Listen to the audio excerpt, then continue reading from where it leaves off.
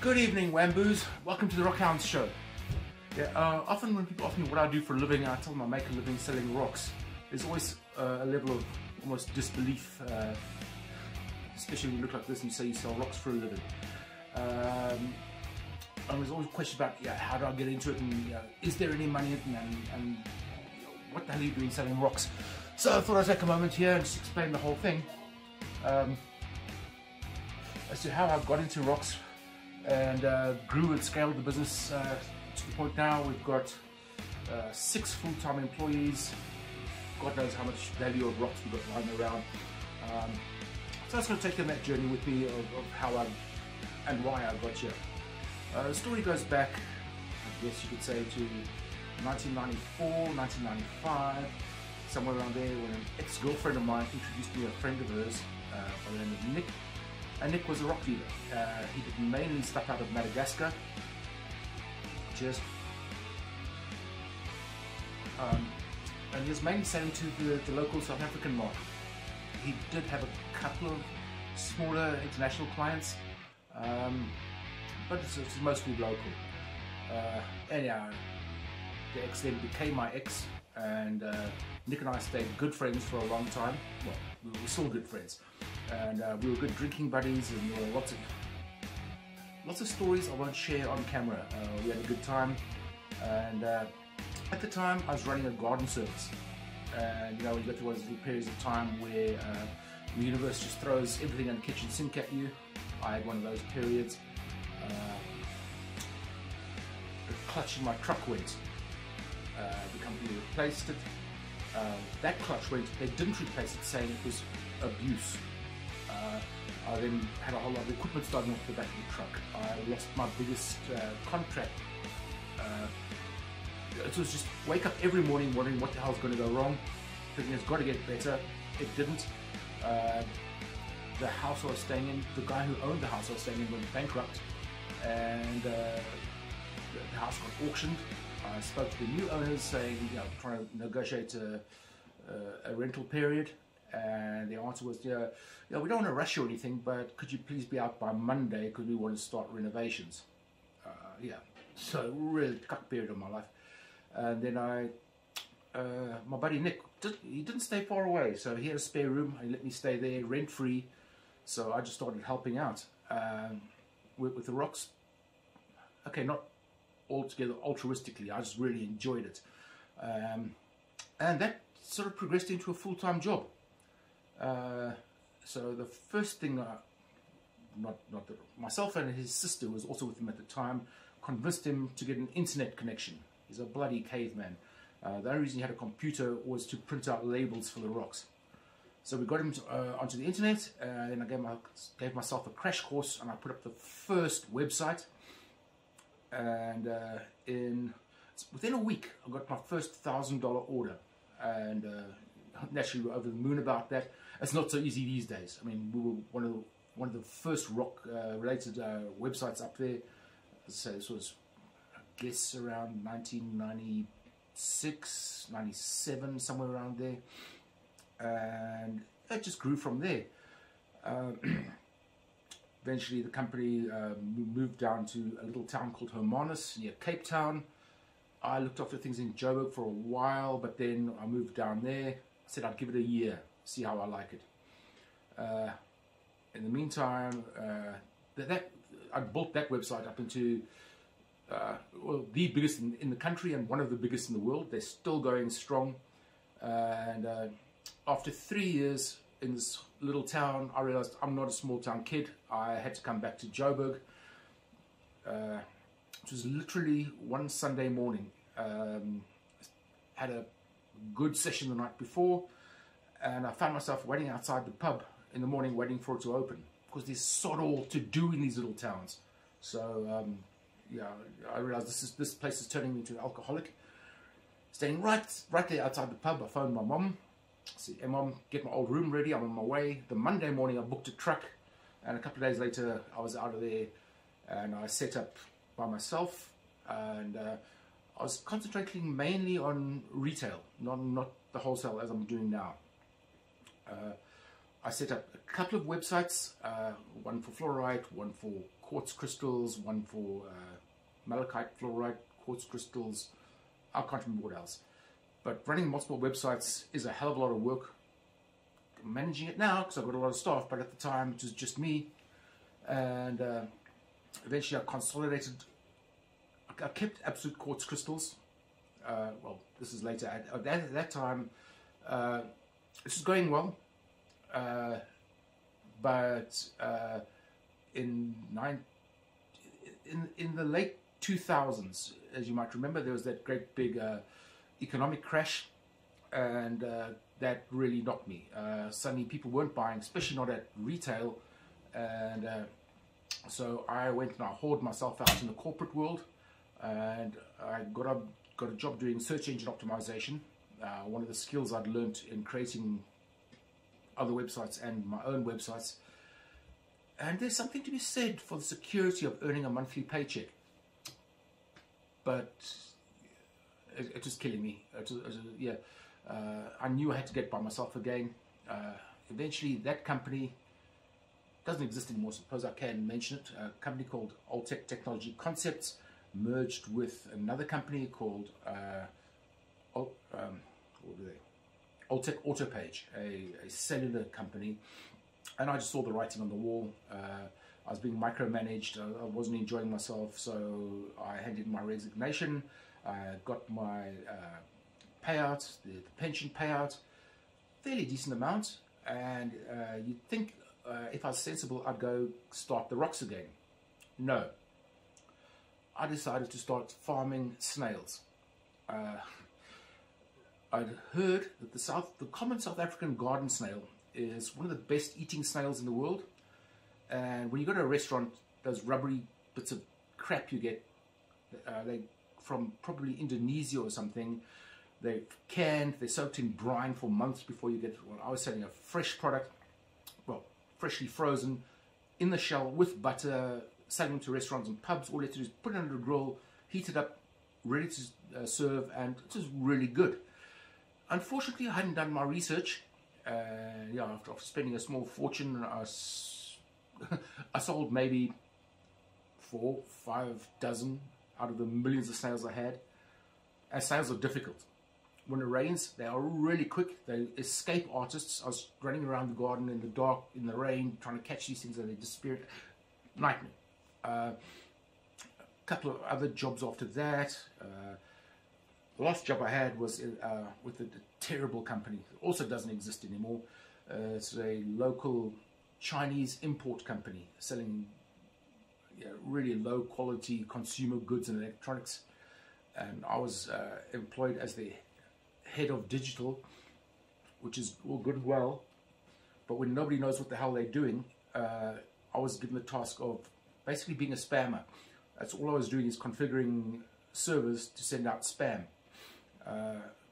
Couldn't get them to understand the importance of copywriting, couldn't get them to understand the importance of building rapport with customers or anything. It was just spam of low-cost crap. I hated it.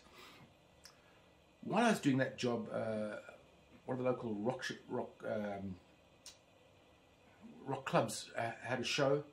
I thought, what the hell, let's give it a go. I had some old stock lying around, and I sold well. So I thought, hang on, that's it. That's the wake up call I need. I've got to get back into the rocks because I hated that job.